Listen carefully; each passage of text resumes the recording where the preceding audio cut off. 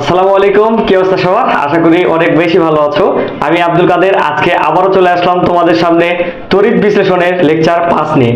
এই লেকচারে কি করবো ভাইয়া? এই লেকচারে দেখো লেখা আছে ইলেকট্রোপেন্ডিং বা তড়িৎ প্রলোপন, তোমাদের বইয়ের মোস্ট ইম্পর্টেন্ট একটা টপিক। এই টপিক থেকে তোমার সিকিউ মানে ম্যাক্সিমাম কোশ্চেন ব্যাংক খুললে দেখবে যে সিকিউ আসে এখান থেকে। তো তোমাকে এই জিনিসটা বা এই টপিকটা একটু গুরুত্ব সহকারে পড়াশোনা করতে হবে। তো ফার্স্ট অফ অল ভাইয়া বলি যে তড়িৎ প্রলোপন বা ইলেকট্রোপেন্ডিং এটা আসলে কি বা আমরা কেন পড়বো। কথা হচ্ছে দেখো, আমি তোমাদের বয়সে যখন ছিলাম আমার মাথায় একটা চিন্তা হইতো যে ধরো ইলেকট্রোপোল্ডিং কেন আমাকে পড়তে হবে। এখন আমি ধরো এটা একটা কিছু একটা দণ্ড, এখানে আমি কালার করব, তাহলে তোমার ইলেকট্রোপেন্ডিং হয়ে গেল। আমার কোশ্চেনটা কিন্তু মাথায় এটা আসতো যে ধরো তোমাদের আসে কিনা, তোমরা তো অনেক ট্যালেন্ট, আমি জানি না।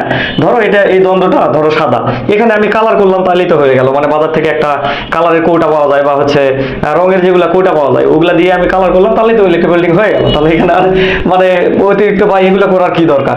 তো তখন যেটা পাইলাম যে আসলে দেখো কালার করা আর ইলেকট্রোপেন্ডিং করা জিনিসটা এক না। কালার করলা দেখো 2 দিন পর উঠে যাবে, কিন্তু ইলেকট্রোপেন্ডিংটা এমন ভাবে করা হয় যেন সেটা না ওঠে। সেটা দণ্ডতে হোক বা এখানে চামচ আছে এই জিনিসটা হোক, আমরা চামচ দিয়ে যেহেতু দেখাবো, তোমার বইয়ে চামচ আছে, তো এটা মানে রং করা আর ইলেকট্রোপেন্ডিং এই জিনিসটা এক না, এটা বলে রাখলাম। আর আরেকটা কথা হচ্ছে যে ইলেকট্রোপেন্ডিং এটা কেন করব বা তড়িৎ প্রলোপন এই জিনিসটা কেন করব। এই জিনিসটা করা হয় তোমার হচ্ছে ক্ষয় রোধ করার কারণে। ক্ষয়রোধ কিভাবে ভাইয়া? ধরো তুমি লোহার উপরে কি আয়রনের আস্তরণ দাও বা আয়রনের দেওয়া হয়। কেন দেওয়া হয়? কারণ লোহা যদি কি বাতাসের সংস্পর্শে আসে, অক্সিজেনের সাথে বিক্রিয়া করে সে লোহার উপর মরিচা তৈরি করে, সে মরিচা তৈরি করে। অর্থাৎ আমরা মেইন কথা হচ্ছে আমাদের ইলেকট্রোপেন্ডিং করাই হয় আসলে ক্ষয় রোধ করার জন্য, মানে একটা জিনিস যেন বেশি টেকসই হয়, সিলভারের বলো অথবা হচ্ছে অ্যালুমিনিয়ামের বলো অথবা হচ্ছে আয়রনের, এগুলো আস্তরণ দেওয়া হয় কিসের জন্য ভাইয়া? জিনিসটা যেন টেকসই হয় এবং অনেকদিন দীর্ঘায়িত হয় এবং টিকে, এই জন্যে আসলে আমাদের দেওয়া হয়। তো আজকে ইলেকট্রোপেন্ডিং বা তড়িৎ প্রলোপনটা শিখবো আমরা একটা চামচের উপর, সেটা হচ্ছে সিলভার নাইট্রেটের দ্রবণে। সিলভার নাইট্রেট অ্যাকোয়াস বা এইটা দ্রবণে, এইটা দ্রবণে আমরা সিলভারের কি প্রলোপন বা সিলভারের ইলেকট্রোপেন্ডিং করার প্রসেসটা জানবো। তো এখন কথা হচ্ছে ভাইয়া, এটা যখন করব বা এই দ্রবণটা নিব, এটা একটা সেল, এটা একটা সার্কিটের মতো যেহেতু কাজ করবে, এটা যেহেতু একটা সার্কিটের মতো কাজ করবে, অর্থাৎ কি ব্যাটারি চালিত করলে দেখা যাবে ইলেকট্রন এই দিক থেকে ওইদিকে যাবে, এই ব্যাপার স্যাপার কাজ করবে। তাই এখানে আমরা কি নিব ভাইয়া? এখানে একটা দ্রবণ নিব। সেটা কিসের দ্রবণ? যেহেতু আমরা কি সিলভার নাইট্রেটের দ্রবণ নিচ্ছি, তাই এখানে কি কি থাকবে ভাইয়া? সিলভার নাইট্রেটের দ্রবণে সিলভার প্লাস এবং নাইট্রেট মাইনাস এই দ্রবণটা থাকবে, এই দ্রবণটা থাকবে। অর্থাৎ আমাদের এই কোষে সিলভার প্লাস এবং নাইট্রেট মাইনাস থাকবে, নাইট্রেট মাইনাস থাকবে। এখন কথা হচ্ছে দেখো, একটা কি বড় দাগ একটা ছোট দাগ, এগুলোর বিস্তারিত ডিটেলসে বুঝাইছে ভাইয়া। এটা কি ভাইয়া? দেখো প্লাস মানে এটা হচ্ছে ব্যাটারির ধনাত্মক প্রান্ত এবং ধনাত্মক প্রান্তের সাথে যেটা থাকে সেটা কি অ্যানোড। সেটা কি কথা? না, সেটা কথা না। আমরা শিখছি একটু অন্যভাবে, যে যেখানে জারণ হয় সেখানে কি ভাইয়া? সেটা হচ্ছে কি অ্যানোড। এবং এটা কি ঋণাত্মক, ব্যাটারি ঋণাত্মক প্রান্ত, অর্থাৎ এটা ক্যাথোড। এই ক্যাথোডে কি ভাইয়া? এই ক্যাথোডের ঋণাত্মক প্রান্ত, তাই না, এখানে বিজারণ হয়, তাই এটা কি ক্যাথোড। তো আমরা এইভাবে পড়ছিলাম এবং এই জিনিসগুলো এইভাবে মনে রাখো। যদি এইভাবে না রাখো তাহলে তুমি যে গ্যালভেটিং সেল বা ওই জিনিসগুলো যখন পড়বা, ডেনিয়াল সেল, তখন দেখবা যে প্লাস মাইনাস কাজ করতেছে না, তখন একটু কনফিউশন মানে বেড়ে যাবে। তো ওখানে যেন কনফিউশন না হয় তাই আমরা এই কাজটা করব। এখন কথা হচ্ছে দেখো, সিলভার আমরা এই চামচের ওপর কি সিলভারের প্রলোপন দিব। তো সেটা কিভাবে হবে? দেখো সিলভার প্লাস বা সিলভার আয়নটা, সিলভার একটা ধাতু, তো ধাতুর কাজ কি ভাইয়া? ধাতু হচ্ছে নরমালি ইলেকট্রন ত্যাগ করে, কিন্তু সিলভার আয়ন ইলেকট্রন গ্রহণ করবে। কেন ভাইয়া? কারণ এখানে আছে প্লাস, এখানে প্লাস মানে কি ইলেকট্রনের ঘাটতি আছে। তো সেই ইলেকট্রনগুলো পাবে কই? দেখো এই যে যখন তড়িৎ বর্তনী চলতে শুরু করবে, তখন এই যে ঋণাত্মক প্রান্ত, এই ঋণাত্মক প্রান্তে নেগেটিভ আয়নগুলো থাকবে বা ইলেকট্রনগুলো এখানে থাকবে। ইলেকট্রন কই থেকে আসতেছে সেটা পড়ে, বাট ইলেকট্রন এখান থেকে সে পাবে। তো ইলেকট্রন গ্রহণ লক্ষ্যে সেই ক্যাথোডের দিকে চলে যাবে এবং ক্যাথোডের দিকে যে দেখো এখানে একটা প্রলোপন সৃষ্টি করবে। এখানে কি ইলেকট্রন গ্রহণ করে সিলভারে পরিণত হবে এবং সিলভারের একটা আস্তরণ এখানে পড়ে যাবে। ধরো এখানে আয়ন তো আর একটা নাই, অনেক আছে, তো এটা এখানে যাবে। আবার ধরো আরেকটা আয়ন, এরকম ভাবে প্রলোপন পড়া বা প্রলোপন এভাবে পড়তে থাকবে, এভাবে পুরাটাই প্রলোপন পেয়ে যাবে। এখন একটা জিনিস চিন্তা করতো ভাইয়া, সিলভার নাইট্রেটের দ্রবণ, সিলভার নাইট্রেটের দ্রবণ ধরো আছে এখানে 100টা, ধরো এখানে আছে 100টা। এখন কথা হচ্ছে এখান থেকে যদি সিলভার মানে যেহেতু বিয়োজিত হবে পুরাটাই, তো সিলভার আয়ন হবে কত? 100টা।